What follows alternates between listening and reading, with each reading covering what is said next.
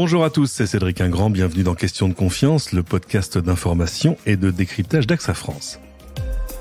À quoi ressemblera la ville de demain ? On nous la promet plus durable, encore plus connectée, un peu d'ailleurs comme tout le reste de nos vies, mais nos villes ont-elles une particularité ? Elles sont en train de devenir plus intelligentes sous une bannière, celle de la Smart City, ou comment la ville se réforme par la donnée.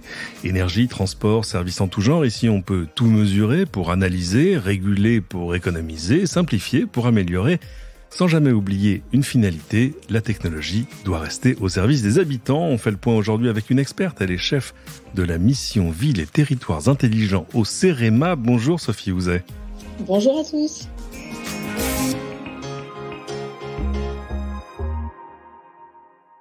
Alors, d'abord, on va expliquer ce qu'est le CEREMA. Le CEREMA, c'est le Centre d'études et d'expertise sur les risques, l'environnement, la mobilité et l'aménagement. C'est un établissement public qui fait office de référence, j'ai envie de dire, pour toutes les collectivités qui s'intéressent, qui doivent d'ailleurs s'intéresser à toutes ces problématiques.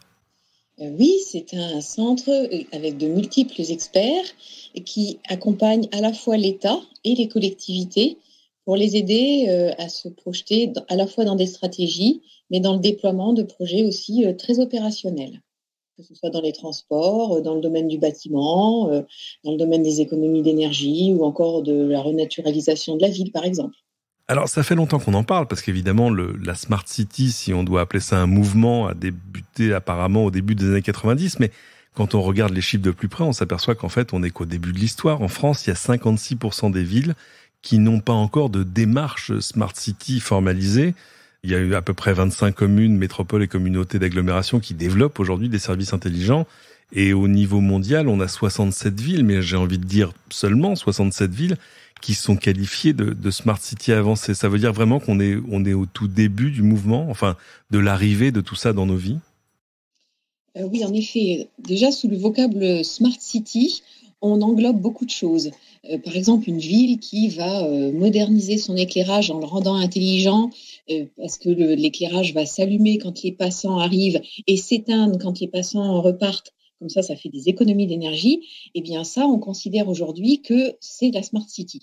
Or, ce n'est qu'un aspect, qu'un métier de la Smart City. La Smart City, c'est quelque chose de beaucoup plus global, où en fait, on modernise tous les métiers et les données peuvent aussi circuler entre les métiers et permettre comme ça la création de nouveaux services aux habitants. Donc, on est vraiment au tout prémices. Alors, j'évoquais l'énergie et les transports qui, évidemment, sont parmi les premiers concernés, mais ce sont en fait toutes sortes d'autres domaines que peuvent toucher la Smart City, que ce soit des choses très générales sur la sécurité, la qualité de vie. On arrive à les lister aujourd'hui ? Les lister, non, parce que en fait, comme on est qu'aux prémices, on voit à peu près ce qui pourrait se transformer, mais on aura des surprises dans les années à venir.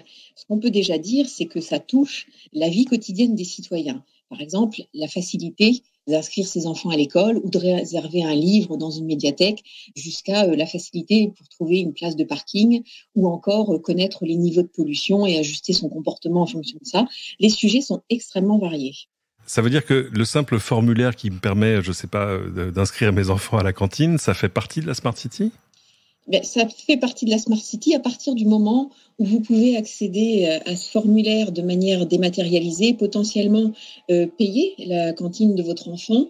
Et on va plus loin que ça, c'est-à-dire que aujourd'hui, globalement, quand vous allez inscrire votre enfant, vous inscrivez à l'école, puis vous l'inscrivez à la cantine, puis vous l'inscrivez au périscolaire, puis vous l'inscrivez encore ailleurs, et à chaque fois, on vous demande les mêmes papiers. Oui, vous avez remarqué vous aussi. Et donc, la Smart City pourrait inclure cet aspect où finalement vous donnez une bonne fois pour toutes les renseignements sur votre famille et ensuite vous faites l'inscription très facilement. Ce serait un aspect de la Smart City.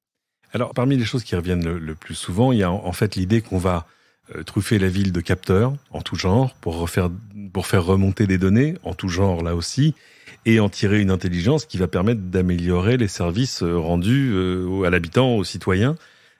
Ça prend déjà forme dans pas mal de villes en France. Il y a toute cette partie de la Smart City que finalement on ne voit pas parce que c'est la qualité de service. Un exemple très simple, je sais pas, la synchronisation des feux de circulation. C'est pas quelque chose qu'on voit, sauf que finalement, on roule un peu mieux dans la ville quand les feux s'allument et s'éteignent, enfin passent au rouge et au vert, de manière différenciée selon le moment de la journée ou l'état du trafic, etc. Mais c'est un peu le bourgeois gentilhomme, c'est-à-dire qu'il y a des villes qui font de la Smart City sans forcément que leurs administrés s'en rendent compte. Exactement, il y a toute une partie qui est une amélioration de la gestion des réseaux en tout genre, que ce soit réseau routier comme vous venez de le citer, mais ça peut être aussi détection précoce des fuites d'eau pour économiser l'eau. Et ça, les habitants ne s'en rendent pas compte. Par contre, l'intérêt aussi de la Smart City, c'est de les associer. Par exemple, on peut associer les habitants pour déclarer des poubelles qui sont dans un endroit où elles n'ont pas prévu d'être, pour favoriser le ramassage de déchets, ou bien même signaler, par exemple, après une tempête, signaler des dégâts ou des choses comme ça, qui permettent à la ville de mieux gérer et de mieux répondre aux besoins des citoyens dès lors qu'ils sont associés au processus. Ça existe chez nous de manière visible aujourd'hui. Alors oui, il y a des choses dans les grandes villes. Vous avez des grandes villes comme Paris qui vous permettent de faire remonter de l'information sur une décharge sauvage, un nid de poule, ce genre de choses. Mais ça existe déjà à grande échelle dans d'autres villes ? Ça existe de plus en plus dans différentes villes et même à l'échelle européenne, dans des villes globalement. On n'est pas plus en avance en France que dans certains autres pays. C'est vraiment aujourd'hui laissé à l'initiative politique, mais ça se démocratise. Ça peut être aussi utilisé, par exemple, pour repérer l'ambroisie, pour les problèmes d'allergie. Il y a aussi des applications dont se saisissent les villes, mais qui n'ont pas été nécessairement créées par les villes, mais qui s'en saisissent pour faire participer leurs citoyens. On voit aussi des démarches de vote en ligne qui se développent aussi. Et ce n'est pas que les grosses villes, puisque en fait, toutes ces applications-là ne sont pas énormément chères. Et donc, même des petites villes, mais très engagées politiquement, mettent à la disposition de leurs citoyens des outils qui permettent de remonter de l'information. C'est intéressant. S'il fallait les nommer en France, quelles villes sont en pointe sur la question ? Alors, je ne saurais pas vous nommer des villes en pointe, des villes utilisatrices. Il y en a un certain nombre, mais elles sont vraiment de toute taille. Il y a des villes, par exemple, aujourd'hui, il y a La Rochelle qui engage une démarche zéro carbone. Donc, elle va associer ses habitants. Beaucoup de villes dans l'ouest de la France associent culturellement leurs habitants, comme la ville de Brest, par exemple, ou la ville de Rennes. Voilà, c'est culturel. C'est moins fréquent, on va dire, dans le sud-est de la France. Mais encore une fois, ça arrive aussi. Les villes qui viennent vous voir, parce qu'évidemment, vous avez une position de référente, qu'est-ce qu'elles vous demandent ? Sur quel sujet est-ce qu'elles sont en recherche d'informations ou d'initiatives ? Alors en fait, les demandes peuvent être variées, mais quand elles s'adressent au CEREMA, c'est vraiment pour mettre en place des stratégies en premier lieu. Le plus souvent, c'est ça, c'est définir une stratégie, parce que quelque part, des produits pour répondre à des besoins, comme je viens d'en citer un certain nombre, que ce soit sur l'éclairage ou sur la pollution ou les déchets, il existe déjà moult offres et les collectivités sont très souvent sollicitées. Elles ont des entreprises qui les démarchent, qui leur montrent leurs produits. Et en fait, c'est plus pour avoir une stratégie globale qu'elles viennent nous voir et pour avoir aussi une réassurance sur leur choix. Donc, on joue aussi le rôle de tiers de confiance. Et ensuite, aussi, elles viennent nous voir pour pouvoir évaluer des dispositifs qu'elles ont mis en place. Mais en fait, elles l'ont fait à un moment donné et finalement, elles se demandent si elles vont reconduire le même dispositif. Est-ce que finalement, ça convient aux usagers ? Elles viennent aussi nous voir quand elles veulent inclure les citoyens dans leur démarche, mais elles ne savent pas nécessairement comment s'y prendre. Et même s'il existe des cabinets qui accompagnent pour associer les citoyens, organiser des ateliers et ainsi de suite, elles viennent vers nous en général pour avoir vraiment une stratégie et savoir comment le politique va pouvoir se positionner, comment eux, en tant que service, vont pouvoir se positionner. Donc nous, c'est vraiment plus un rôle de stratège, d'assemblier et de tiers de confiance. Vous les rassurez sur le fait que la Smart City est justement pas juste un truc de grande ville ? Exactement. C'est pas un truc de grande ville et c'est pas un truc qui doit être perçu comme techniciste, même si en effet, vous l'avez évoqué, il y a une partie technique. Par exemple, on déploie des capteurs et ce genre de choses, mais ça, c'est un aspect de la Smart City. La Smart City, Elle ne peut être que, entre guillemets, intelligente, puisque c'est ça le terme, la traduction anglaise vers le français, dès lors qu'il y a une participation collective à un mieux-être. Donc ça, c'est les pouvoirs publics, mais c'est les entreprises qui composent le tissu local, c'est aussi les citoyens. Et c'est faire travailler tout ce monde ensemble, en exploitant, en partageant, en contribuant aux données, qui est une source d'intelligence collective, en l'occurrence. Comment est-ce que vous mesurez les bénéfices, finalement, sur le long terme ? Sur le long terme, on n'a pas encore beaucoup de recul pour mesurer les bénéfices. À court terme, on sait mesurer les bénéfices, par exemple, des économies d'énergie générées par la mise en place de dispositifs intelligents, au-delà du fait d'utiliser des ampoules qu'on appelle LED à basse consommation. Bien sûr.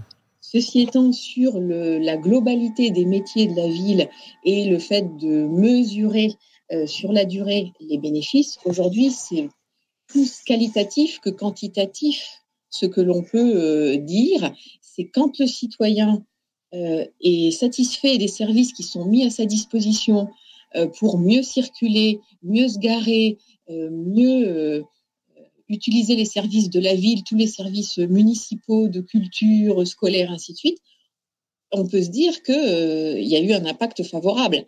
Mais pour ça, il faut un certain temps. Et des villes qui ont démarré il y a très longtemps, par exemple la ville de Barcelone ou la ville de Santander, donc pays étrangers, ont eu aussi des retours plus négatifs. C'est-à-dire que dans la Smart City, il ne faut pas oublier que si on ne s'adresse qu'à des gens suréquipés en téléphone, smartphone, ainsi de suite, on crée des fractures. Et justement, penser un territoire intelligent et durable, parce que ça ne suffit pas de s'équiper en technologie, penser intelligence, durabilité, résilience, penser que le territoire va vivre avec ses habitants dans un écosystème fiable. Il faut imaginer qu'il y a des gens qui ne sont pas connectés, qui ne sont pas geeks. Et donc, pour pouvoir garder cette idée d'intelligence collective, il faut garder tous les canaux habituels de communication avec la population, à savoir le téléphone, à savoir les informations sur les panneaux, pour ne pas mettre à l'écart une partie de la population. J'allais venir justement aux quelques écueils. Il y a quoi ? Les données personnelles, le fait qu'on va capter pas mal d'informations dans le domaine public, mais le domaine public, c'est plein de personnes privées. J'imagine que tout ça est encadré par la CNIL, par le règlement général sur la protection des données européens, etc. Mais là aussi, il y a des conseils à donner aux villes sur l'utilisation des données, et jusqu'où on peut aller et pas plus loin. Alors, il y a la réglementation, en effet, qui encadre l'utilisation des données personnelles, notamment le fait qu'on peut en collecter pour assurer un service d'intérêt général, mais selon jusqu'où on veut pousser le service, à un moment donné, on peut aussi demander le consentement à l'usager pour pouvoir utiliser ces données. Bien sûr. Et potentiellement aller plus loin dans le service s'il en est d'accord. Donc ça, c'est un vrai sujet de société, le fait d'utiliser les données personnelles et comment on les utilise. Mais je dirais que là aussi, c'est assez récent et donc on apprend en marchant. Même la réglementation qui est en place ne dit pas dans tel cas de figure, vous pouvez utiliser telle et telle et telle donnée. Non, on donne un cadre général et ensuite, c'est à chaque collectivité d'agir pour respecter cette réglementation en son âme et conscience. Pendant longtemps, on s'est dit la Smart City se développera quand les technologies seront prêtes, c'est-à-dire qu'on aura d'un côté les capteurs et puis de quoi traiter toutes ces données, l'accès aux données, les données ouvertes et le reste. Toutes ces briques technologiques-là, ça y est, elles existent. Donc pour que ça se développe plus vite, il manque quoi ? Il manque juste de l'argent, il manque une volonté politique, une appétence des élus. Où est-ce que vous mettriez le curseur du problème ? Alors déjà, sur les solutions techniques, il en existe un certain nombre, mais elles ne sont pas toutes mûres. Donc il y a encore des progrès techniques à faire. Sur la partie politique, en effet, il faut une volonté politique. Mais je dirais que ce qui est le plus aujourd'hui un frein au déploiement de ce type de projet, c'est l'aspect organisationnel. C'est-à-dire qu'en fait, culturellement, on aborde les métiers de la ville de manière très silotée. Et on a du mal à faire des passerelles entre les différents métiers. Donc ça, c'est un frein culturel, organisationnel.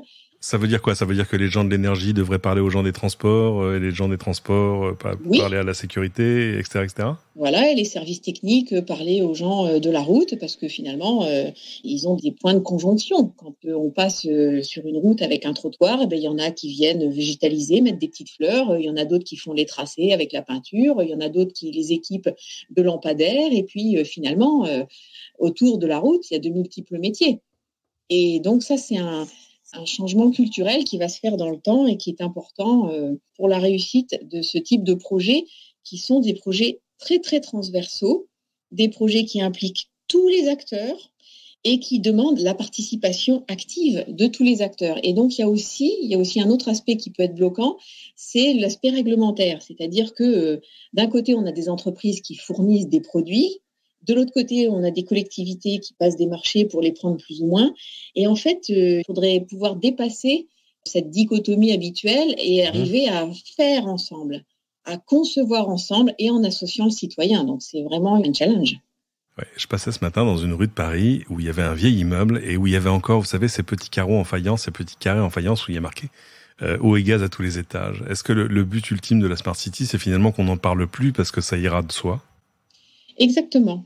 La technologie, lorsqu'elle s'efface et qu'on n'y fait plus attention, c'est que quelque part, on a réussi à rendre les processus fluides, puisque c'est quand même ça la base. Le numérique, son intérêt, c'est de rendre les processus fluides et d'améliorer la connaissance que l'on a de notre environnement. Donc, si on utilise le numérique, qu'on arrive à le rendre un support de ces deux aspects-là, eh bien, on a tout gagné. Mais le numérique en lui-même ne peut se généraliser, ne peut se déployer que si on en a une approche très responsable et parce que ça consomme aussi beaucoup de ressources. Donc, si d'un côté, on veut économiser des ressources en énergie, en eau, fluidifier le trafic, améliorer la condition de vie des personnes, il faut que de l'autre côté, pour mettre toutes ces choses en place, on ne soit pas très consommateur de ressources naturelles, ce qu'on est quand même, puisque pour fabriquer les terminaux qu'on utilise au quotidien, eh bien, on utilise des tas de ressources naturelles et certaines rares. Donc, c'est un équilibre, en fait, à trouver entre ce que le numérique peut nous apporter et la préservation de notre environnement et de notre qualité de vie. Parce que le but ultime, ça reste la qualité de vie. Ça nous servira de conclusion. Merci infiniment, Sophie Houzet. Avant de se quitter, rappelez-nous où est-ce qu'on peut vous retrouver si on veut en savoir plus.